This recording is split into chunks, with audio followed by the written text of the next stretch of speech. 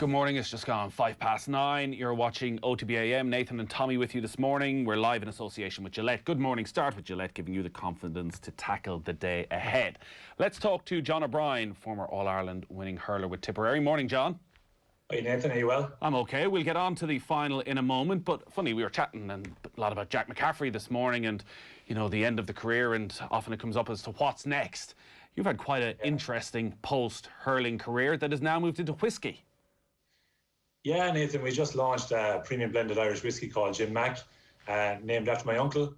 We collaborated with a distillery, a water range distillery in Cork, to bring out the first expression. And yeah, we're really excited about it. The feedback so far has been amazing. So really looking forward to the journey that's ahead. Was this a lifelong passion that you always wanted to have your own bottle of whiskey?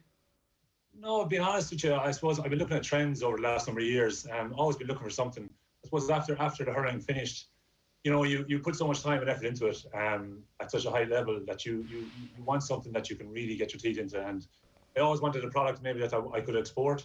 And I suppose my uncle Jim owns a bar in Timivera.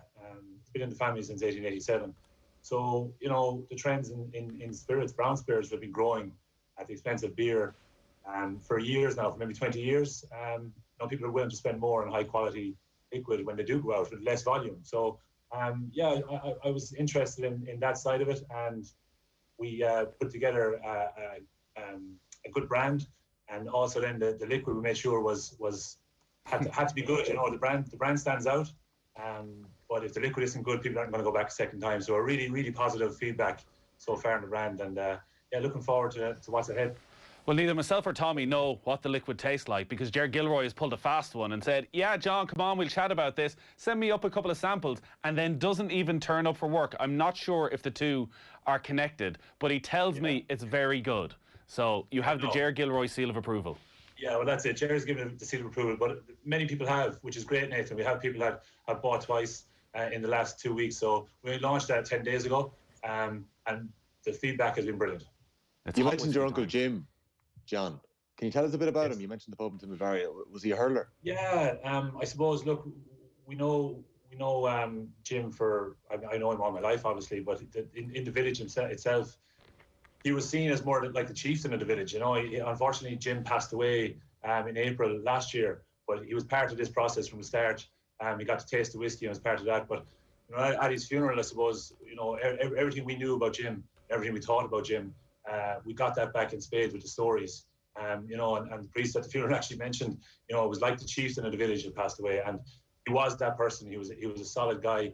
He was great fun, but he was ruthless as well on the hurling field. And you know, the stories he had about hurling back in the day were brilliant to listen to. And yeah, he'd be sadly missed, but I think there's a nice tribute to him. You know, the brand, the values that Jim stood for, we think resonate with people as well, because I think you know, the tagline we have is every team, every town, every bar, everyone needs a Jim Mac. I think everyone knows a person like that in their family, in their community, that is that pillar of the community, and is looked up to, but also is great fun. And you know, Jim was definitely that. Yeah, and Jim Mac whiskey will keep his name out there. Where can people buy it? Sorry, Nathan? Where can people buy the whiskey? Oh, they can buy it online at Celtic Whiskey and on Irish malts. Actually, it was #1 selling Irish whiskey last week on Celtic Whiskey and Irish malts. So it was a brilliant start, and hope it continues. All right, well, the very best of luck with it. Let's talk a little bit of hurling, because we're only 3 days away from the hurling final. When you think back to your days out on the pitch, 3 days away from the hurling final, are you very much in the mindset? Is every waking hour thinking about the game? Not anymore, Nathan, thank God. It used to be, but I'm looking forward to this one because of probably the tip connection that's there at the moment. Mikey Beavens would have been a clubmate of mine for 10 years. I played beside Mikey, and I remember when I retired in 2014, on the local radio, I was asked, who's the best player you ever played beside? And Mikey jumped into my mind, and I said Mikey Beavens. And a lot of people outside of Tipperary probably wouldn't have known who Mikey Beavens was at the time, but you know, we know that we knew in Timivera that Mikey was going to go on to great things once he went into coaching.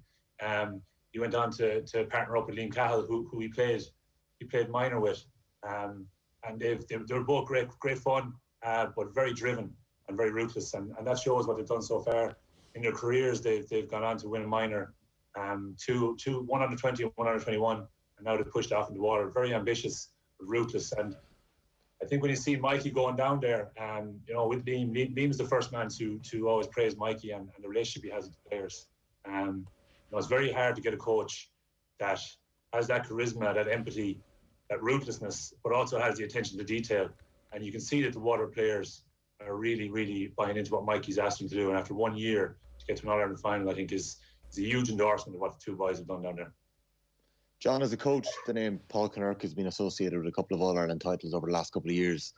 What exactly does Mikey bring in terms of a hurling brain? What's he bringing to Cahill and Waterford on Saturday? Yeah, well, I think, Mikey was given captaincy in our club twice, which doesn't happen too often. And I think that shows the respect that every player had for Mikey when he spoke.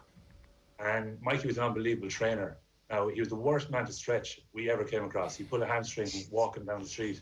So he didn't enjoy that part of it. But when he trained unbelievably hard. You'd love going on to puck around him. He had brilliant hands. But on the field, he was playing probably corner forward beside me. He used to head out the field and be the third midfielder nearly before that was ever a thing. He was very unselfish as a player. And you can see that in the Waterford players at the moment. When he'd win a ball, he'd get through an amount of work. He'd solo through. He'd actually hand pass the ball over the head of the fullback. He'd take the fullback's shoulder, clean his face, week in, week out, while I get a chance to wheel off with the fist in the air for scoring the goal. So Mikey was just a really unselfish player. You can see that in the way Waterford are approaching the game, their work rate. But also, I think when Mikey took over, I just texted him to say, I think a great decision, I said.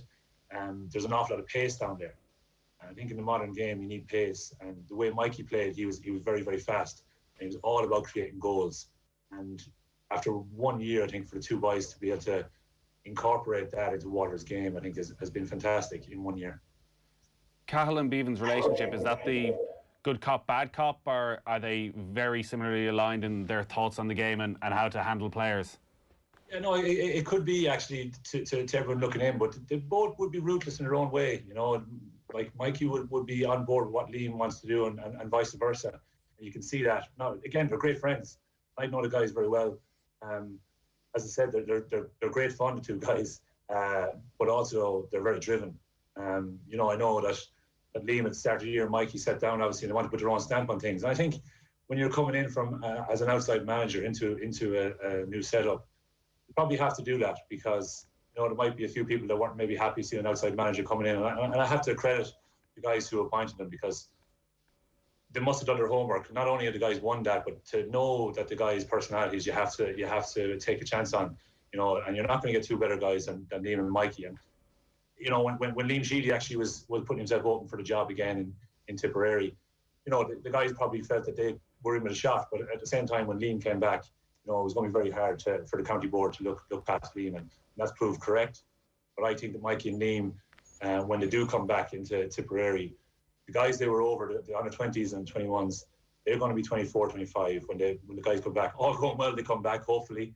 But I think that'll be perfect timing for them to come back in and put their own stamp again on a Tipperary setup. All going well, but you won't look past their Waterford career yet. They have a few years left down there.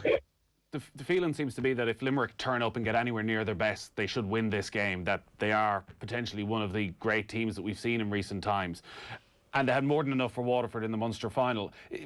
But Waterford's progression in the couple of games against Clare and Kilkenny, is it a very different Waterford side in terms of confidence that's going into this final compared to the Munster final? Yeah, definitely. I think the Munster final, especially, to come out of there and get I suppose it is a pat on the back you're getting because you're not winning, and that's not what the Waterford guys will be used to either. I know the last few years have been tough, but they've won a lot coming up in minor and 21 as well. So I think confidence was a huge thing for them. I think they were probably overly criticised. Derek McGrath's regime, I don't think, deserved the criticism it did. I think especially when Derek finished up, a lot of injuries he got with the players finishing up, and it was a shame really. But I think that now that they needed that confidence builder, and I think that the guys coming in with that winning mentality from the setups they were in, they were very confident in what they wanted to impose.